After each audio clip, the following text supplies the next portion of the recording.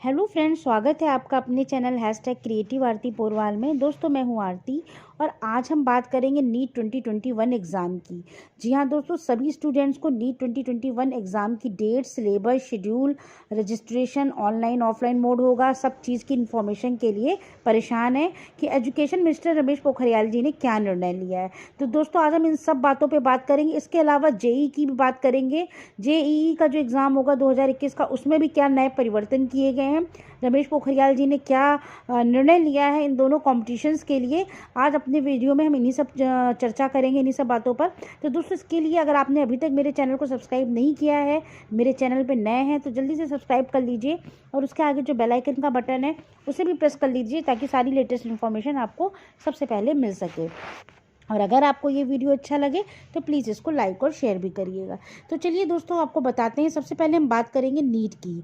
दोस्तों, नीट का जो एग्ज़ाम है उसके लिए अभी रमेश पोखरियाल जी ने कोई निर्णय नहीं लिया है। उन्होंने कहा है कि in a live interaction with students, teachers and parents, union education minister Ramesh Pokhriyal has ruled out any reduction in syllabus for medical entrance exam NEET.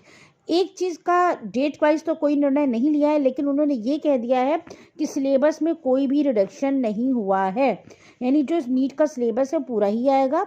NEET 2021 in a live interaction with students, teachers and parents, education minister Ramesh Pokhriyal has ruled out any reduction in syllabus for medical entrance exam NEET. Further answering a question relating to syllabus and dates of NEET, Ramesh Pokhriyal asserted that the schedule of NEET 2021 is being finalized in consultation with the Ministry of Health and Family Welfare.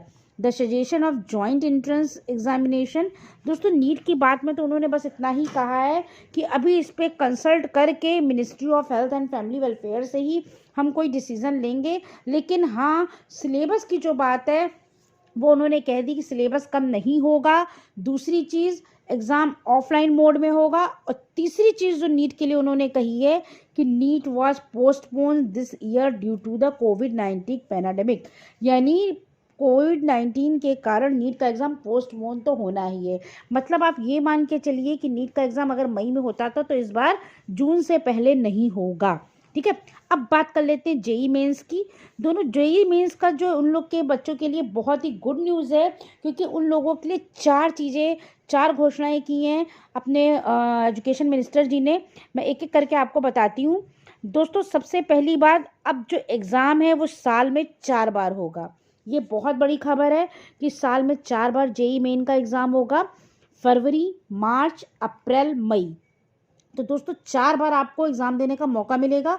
ज़रूरी नहीं है कि आप 4 बार exam दें, आप चाहें तो 1 बार भी दे सकते हैं और आप चाहें तो 4 बार दे सकते हैं। अगर आप 4 बार देते हैं तो जिस एग्ज़ाम में आपके सबसे ज़्यादा अंक आएंगे, मार्क्स आएंगे, उसी को फाइनल मार्क्स माने जाएंगे। मेरिट में उन्हीं मार्क्स को लिया जाएगा। दूसरी चीज़ कही गई है कि अभ्यर्थी जो है सभी चारों परीक्षा में बैठने की अनिवार्यता तो नहीं है। इसके अलावा आखिरी परीक्षा के बाद 5 दिन के अंदर मेरिट लिस्ट भी घोषित कर दी जाएगी। जी हाँ दोस्तों, अगर आपका एग्ज़ाम हो जाता है उसके 5 दिन के अंदर रिजल्ट भी आ जाएगा। तीसरी चीज़ उन्होंने कही है कि उत्तर प्रदेश के इंजीनियरिंग कॉलेजों में भी अब जेई मेन से दाखिला होगा। जो यूपी के इंजीनियरिंग कॉलेज हैं उनमें अभी तक जेई मेन से दाखिला नहीं होता था। अब ये भी निर्णय लिया गया कि इस बार से ऐसा भी स्टार्ट हो जाएगा। अभी तक जैसा कि आपको मालूम है, साल में सिर्फ 2 बार होती थी जेई मेन की परीक्षा, अब 4 बार होगी, फरवरी से लेकर मई तक। इसी कारण नीट का एग्ज़ाम अब की जून में होगा, क्योंकि मई तक जब जेई मेन का एग्ज़ाम होगा तो नीट का और जेई के पेपर के बीच में कम से कम 15-20 दिन का गैप होना चाहिए। इस वजह से ऐसा किया जाएगा। तो दोस्तों, पूरी न्यूज़ ये रही और इससे ये कंक्लूजन निकलता है कि केंद्रीय शिक्षा मंत्री रमेश पोखरियाल जी ने ये बुधवार को ही छात्रों को बताया है। उन्होंने फिर से मीटिंग रखी थी और ये सुझाव उन्होंने दिए हैं। इन सब सुझावों पर गौर करने के बाद ये सब निर्णय लिए गए हैं और इस परीक्षा के आधार पर ये अभ्यर्थियों का चयन जेई एडवांस के लिए होता है। जो परीक्षा 2 बार होती थी, अब जो 4 बार कर दी गई है। एक और बहुत बड़ा निर्णय हुआ है, आप ध्यान से सुनिएगा। सिलेबस कम नहीं किया गया है, लेकिन क्वेश्चंस के जो नंबर हैं वो कम कर दिए गए हैं। यानी पहले आपको 90 क्वेश्चन आते थे, जेई मेंस की बात मैं कर रही हूँ, अब उसमें से 75 क्वेश्चन आएंगे। जी हाँ दोस्तों, 90 से घटाकर 75 कर दिए गए हैं, जिसमें भौतिक, रसायन और मैथ्स, फिजिक्स, केमिस्ट्री और मैथ्स के 25-25 क्वेश्चन होंगे। और 15 अतिरिक्त प्रश्न होंगे जिसमें माइनस मार्किंग नहीं होगी, यानी इन 15 क्वेश्चंस के गलत होने पर भी नंबर नहीं कटेंगे। तो ये बहुत बड़ी खबर है कि आपके 3 सब्जेक्ट के 25-25 क्वेश्चन ये हो गए, फिजिक्स, केमिस्ट्री, मैथ्स, और इसके अलावा 15 क्वेश्चन जो अलग से होंगे उसमें माइनस मार्किंग भी नहीं होगी।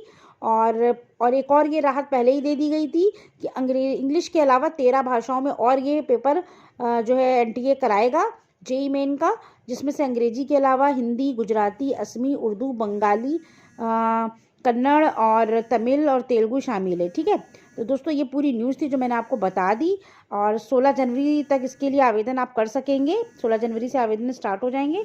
तो दोस्तों अगर आपको ये न्यूज़ अच्छी लगी हो तो मेरे चैनल को सब्सक्राइब करिएगा और मेरे वीडियो को लाइक और शेयर भी करिएगा। Thank you.